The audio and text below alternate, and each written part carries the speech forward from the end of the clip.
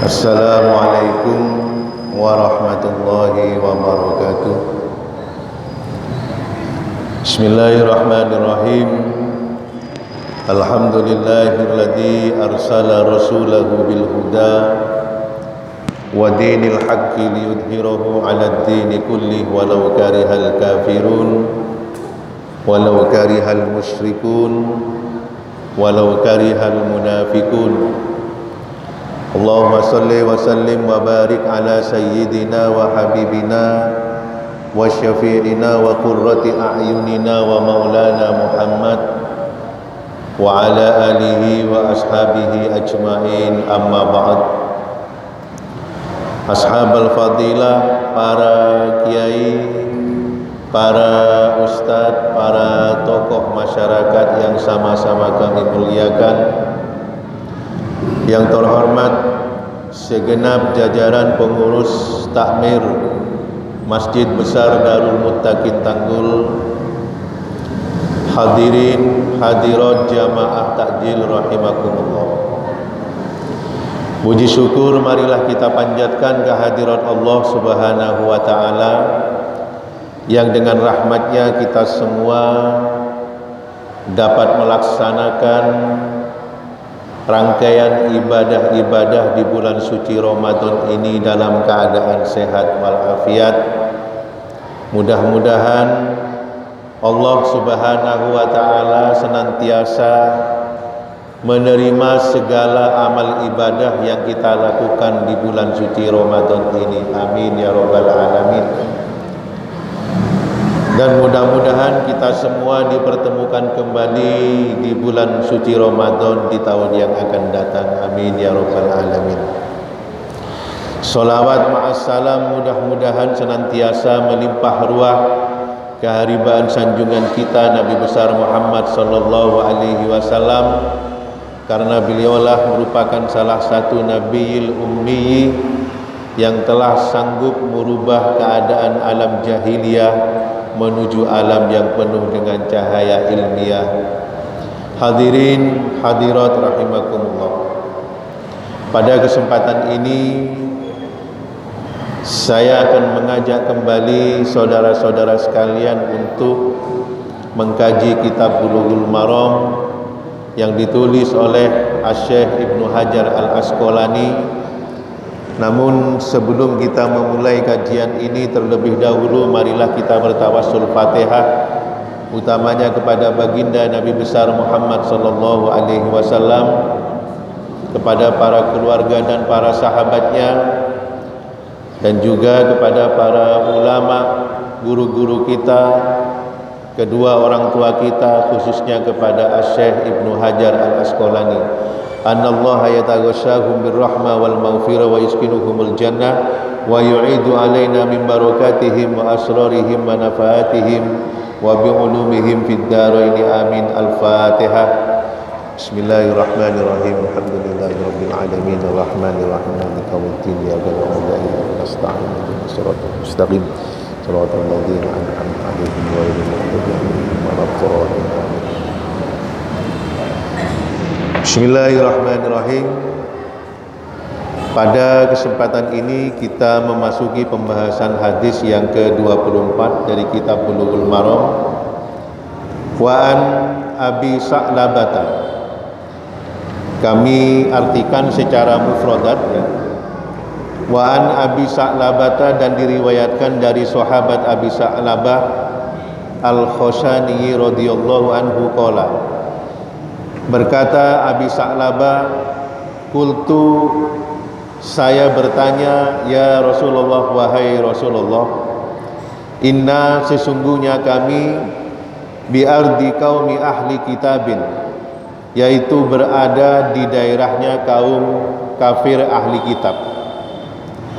Afana'kulu, apakah kami boleh makan, fi aniyatihim, dengan wadahnya kafir ahli kitab. Qala, menjawab Rasulullah sallallahu alaihi wasallam, la ta'kulu, janganlah kalian makan, fiha, dengan aniyatihim, wadahnya kafir ahli kitab.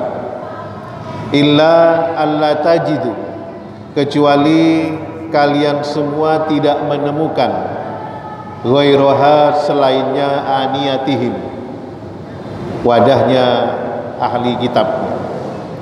Fausilu, maka cucilah ha aniyatihim, wadahnya kafir ahli kitab tersebut.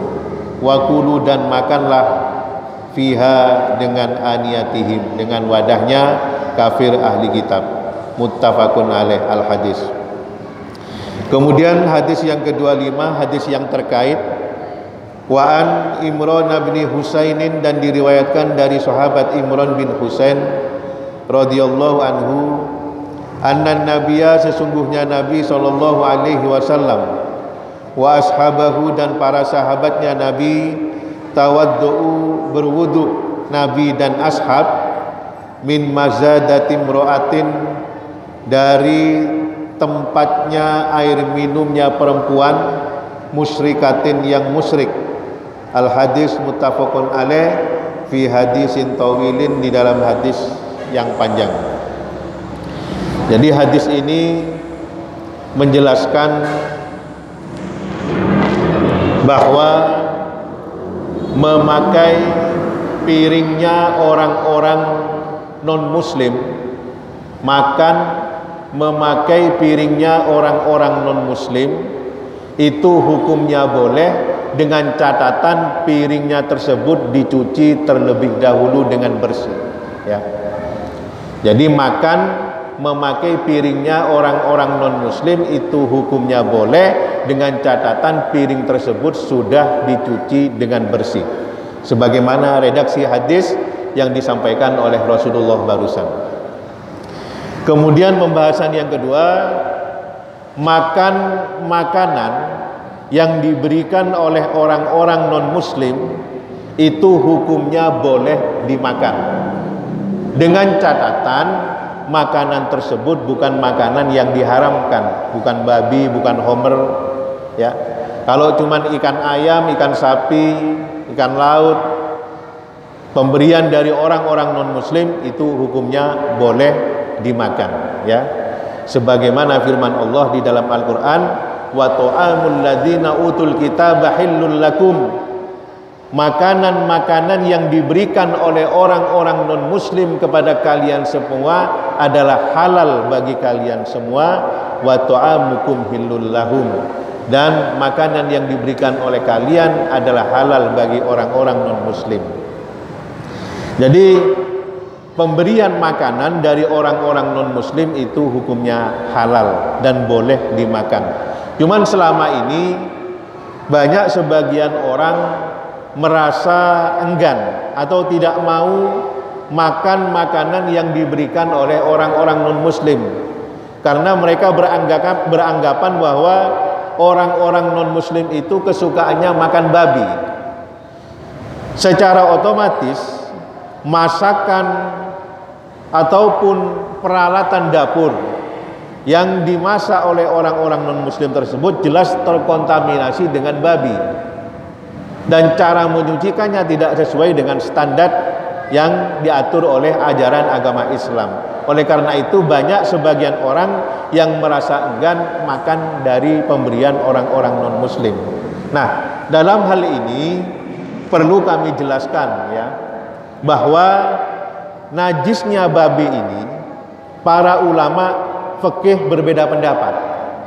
Yang pertama, ulama dari kalangan madhab Syafi'i mengatakan bahwa najisnya babi itu sama dengan najisnya anjing.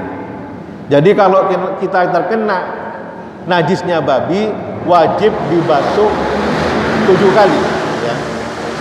Wajib dibasuh 7 kali, dan salah satunya memakai debu, ya.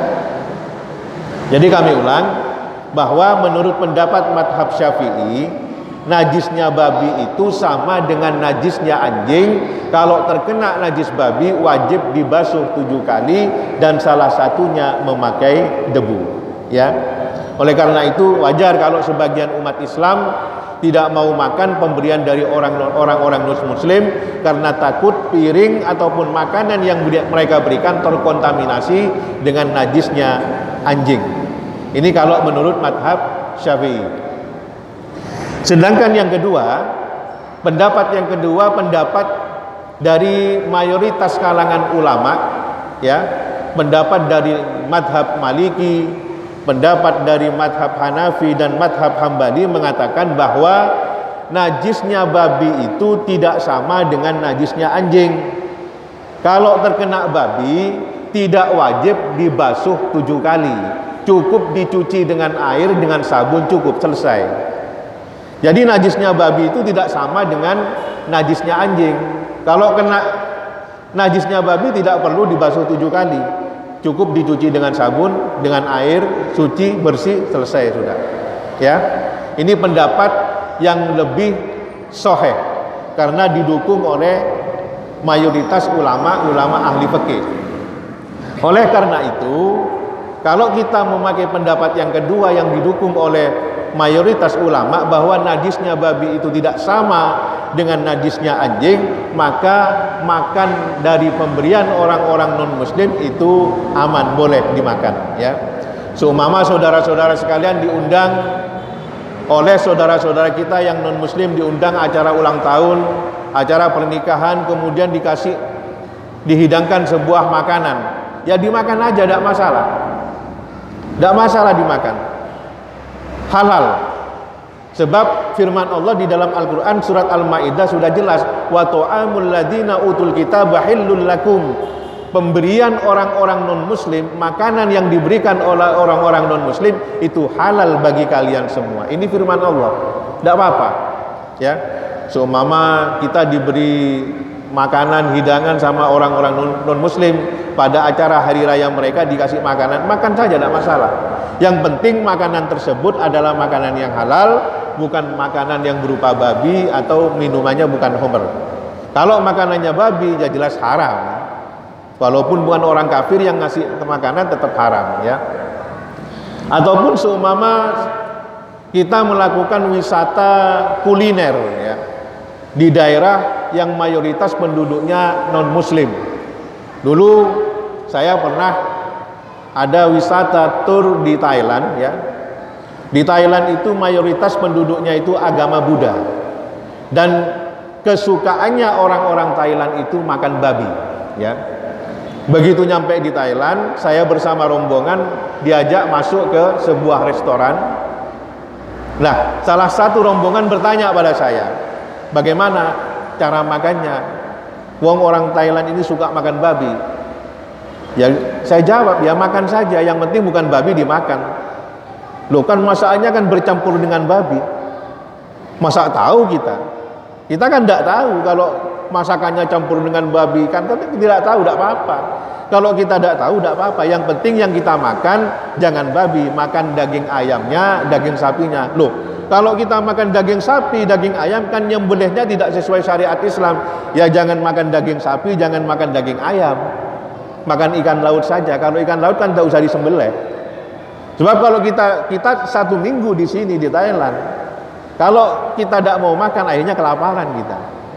Oleh karena itu, masakan yang dihidangkan oleh orang-orang non-muslim itu hukumnya boleh dimakan selama masakan tersebut itu bukan masakan yang diharamkan, ya. Jadi kesimpulannya bahwa makan memakai piring yang disediakan oleh orang-orang non-muslim ataupun makan makanan yang dihidangkan oleh orang-orang non-muslim itu hukumnya boleh dimakan selama makanan tersebut itu tidak diharamkan secara syariat, ya. Jadi agama Islam ini sangat menjunjung tinggi sikap toleransi. Seumpama kita diundang oleh orang non-muslim, sampai di rumahnya kita dikasih makanan, kemudian tidak dimakan oleh kita, otomatis orang-orang tersebut kan tersinggung. Padahal makanan yang dihidangkan itu bukan makanan yang haram. Biasanya orang-orang non-muslim itu kalau ngundang orang-orang Islam ke rumahnya, diajak makan-makan, pasti dikasih tahu, ini masakan babi, yang ini bukan babi, pasti dikasih tahu. Mereka sudah mengerti bahwa umat Islam tidak boleh memakan daging daging babi. Oleh karena itu, makan masakan yang dihidangkan oleh orang-orang non-muslim ini hukumnya boleh dimakan sesuai dengan hadis Rasulullah dan sesuai dengan firman Allah di dalam surat Al-Maidah ayat 5 dan didukung oleh pendapat kalangan para ulama. Mungkin ini saja yang dapat kami sampaikan. Mudah-mudahan walaupun sedikit ada manfaatnya. Wallahul muwaffiq ila aqwamit thoriq. Wassalamualaikum warahmatullahi wabarakatuh.